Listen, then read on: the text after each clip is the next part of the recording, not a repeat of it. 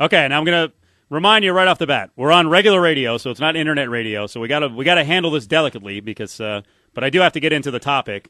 You fought back in August in Portland, and I'm still wondering if your groin is feeling the effects. That could have been. Chris got kicked in the junk, and we all felt your pain. How are you now?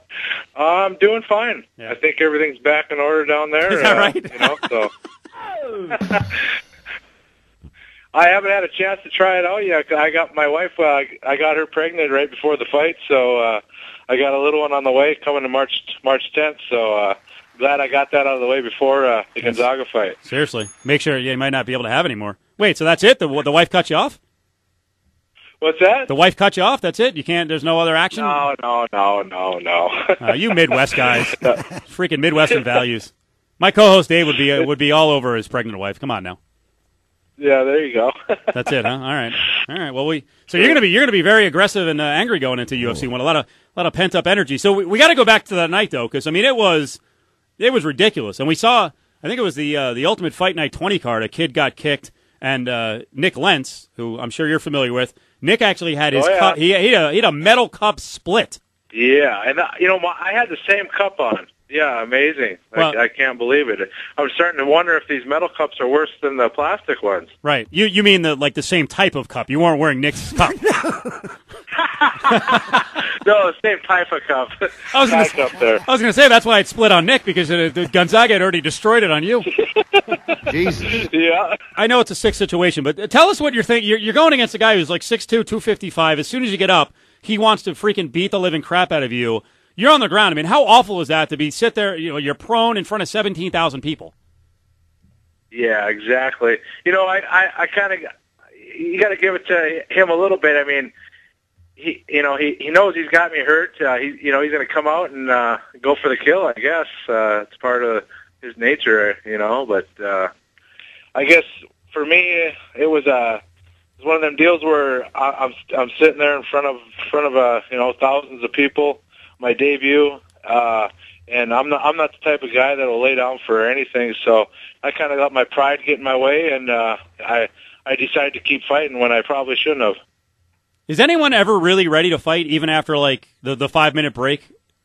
I mean, you got to be. I mean, we've all been hit in the junk before, but I was never kicked by a guy who goes 255. I mean, can you actually be ready, or you just? I mean, no matter how long you wait, you're still going to have some kind of effect. Exactly. It was one of them.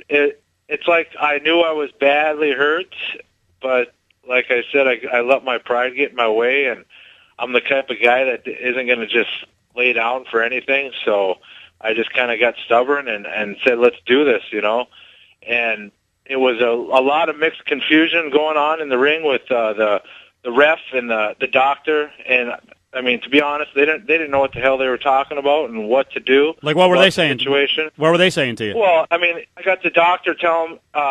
I'm asking them if I quit, is it a no contest or is it a loss on my record? And the doctor and the ref are standing there, both telling me all they can tell me is, can you continue? And they couldn't give me a straight answer on the question I was asking them. So that told me they didn't know what the hell to do. So finally, I just kind of got mad. I was just mad at the whole situation, and I said, let's just go. Let's fight then. Yep. And, maybe it was a situation I probably shouldn't have done that, but it happened. I'm past it now. I can't go back and change anything. It happened, and we got to get into Lesnar a little bit. I know there's always the threat of Brock throwing you through the wall there, but basically, tell us what it was like the last couple of months. I mean, you're friends with the guy, and I mean, he's really sick. Yeah, it was a bad deal. The way everything went down. We were wondering at all times if he was ever going to fight again. A lot of mixed emotions in there.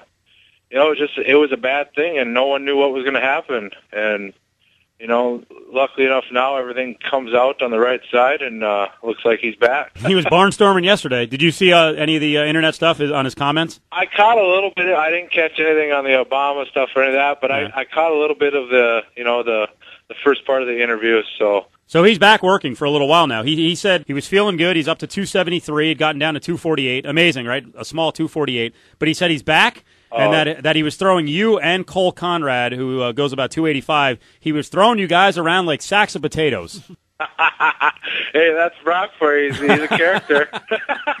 It's his story. I'll let him tell it. There you go. Describe it. I mean, you're a big dude. I mean, you're going to walk in 250, 255 in a couple of weeks. Well, what's it like in terms of strength? How do you gauge?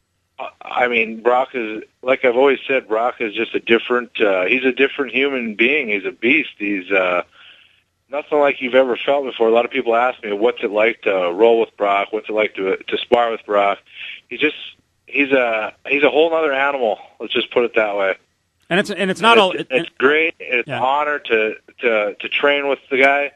To be pushed in that way, to train with him and to be with him for the last, basically since he started this, I've been with him, and I'm there for a reason. I've been there for 2.5 years for a reason. So I feel like I'm a good workout partner for him.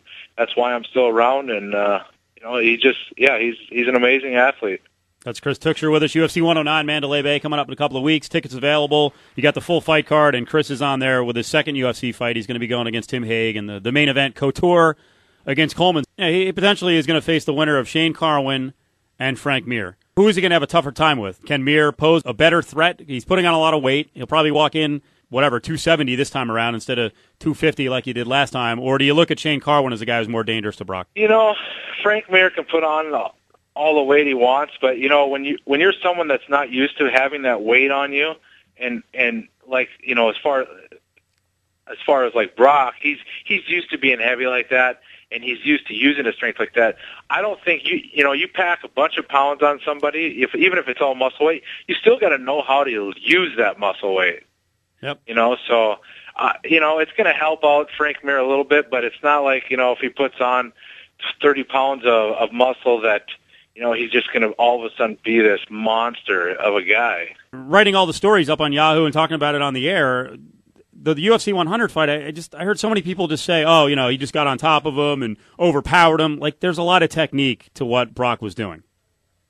Well, for sure, there's so much of it in there. A lot of technique. Yeah. Learning how to control, getting someone on the ground and control somebody. That's what Brock does the best.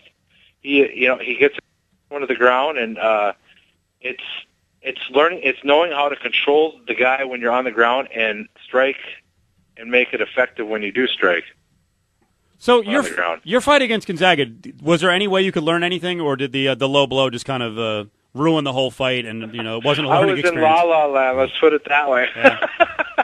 From the minute I passed out for a few seconds there and got up and almost puked and decided to fight, and then when the bell rang again, I was like, where am I at here? So I was in La La Land. So, as far as taking away, I guess I can take away that I actually got in the cage in front of all them people. I've never been on a big stage that big and fought for the biggest organization in the world out there and fought in front of all those people. So I hope that I could take that away from that fight, as just walking in and having the crowd scream and stuff like that.